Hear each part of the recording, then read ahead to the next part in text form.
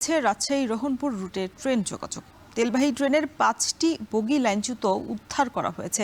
এ নিয়ে সেখানকার সবশেষ পরিস্থিতি জানাতে রহনপুর রেল স্টেশন থেকে যুক্ত হচ্ছেন সহকর্মী সোহান মাহমুদ। সোহান, বগি লাইনচ্যুত হওয়ায় আটকে পড়া ট্রেন দুটি তাদের গন্তব্যস্থলে রওনা হয়েছে কিনা, আর এর পরবর্তী যে ট্রেনগুলো রয়েছে শিডিউল বিপর্যয়ের কোনো শঙ্কা রয়েছে কিনা?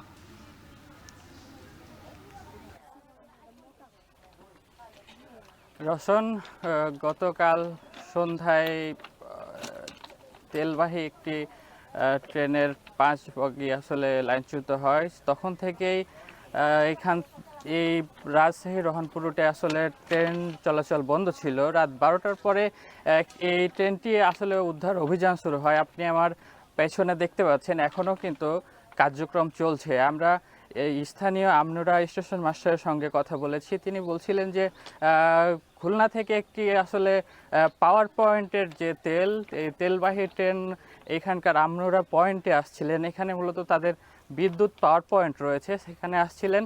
এই আমনুরা থেকে 20 মিটারের মধ্যে এই 5টি আসলে বগি লাইনচ্যুত হয়। সেখান থেকে আসলে বন্ধ হয়ে যায় ট্রেন চলাচল। তখন থেকে আসলে বন্ধ ছিল ট্রেন চলাচল। সারা রাত উদ্ধার অভিযান শেষে সকাল 7টায় আসলে এই পথ দিয়ে আসলে ট্রেন চলাচল শুরু হয়। আমরা কিছুক্ষণ আগেও দেখলাম এই রহনপুর থেকে ছেড়ে আসা একটি ট্রেন রাজশাহীর উদ্দেশ্যে রওনা দিয়েছেন। আমরা স্থানীয়দের সঙ্গে কথা বলছিলাম। স্থানীয়রা বলছেন যেহেতু আমনুরা পাওয়ার পয়েন্ট একেবারেই কাছে, যে ট্রেনটি আপনি পাশে দেখতে পাচ্ছেন এই ট্রেনটি মূলত উদ্ধার করা হয়েছে।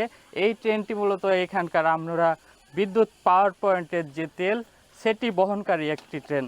তো রওশন, এই ছিল আমার কাছে আমনুরা থেকে ট্রেন চলাচল স্বাভাবিক হওয়ার খবর। চাঁপাইনবাবগঞ্জ থেকে যুক্ত ছিলেন সহকর্মী সোহান মাহমুদ। সিলেটের